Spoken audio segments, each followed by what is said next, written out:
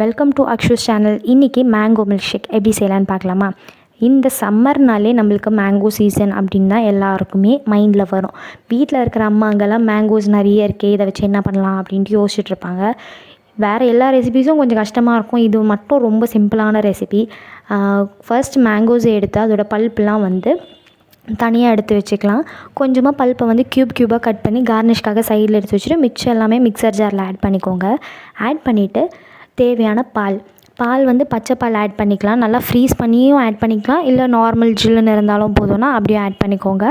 இதை சில பேருக்கு காய்ச்சின பால் ஒத்துக்காதவங்க முன்னாடியே காய்ச்சிட்டு ஃப்ரிட்ஜில் எடுத்து வச்சுக்கோங்க. தேவையான பாலை ஊற்றிட்டு சர்க்கரையை ஆட் பண்ணிவிட்டு ஐஸ்கிரீமையும் ஆட் பண்ணிவிட்டு நல்லா மிக்சியில் அடித்து எடுத்துக்க வேண்டியதான். அவ்வளோதான், நம்மளோட மில்க் ஷேக் ரெடி. கிளாஸில் ஊற்றிட்டு கொஞ்சமாக ஐஸ்கிரீம் கார்னிஷ்காக மேலே போட்டுட்டு கட் பண்ண மேங்கோஸையும் ஆட் பண்ணிட்டோம். அவ்வளோதான், நம்ம மில்க் ஷேக் ரெடி.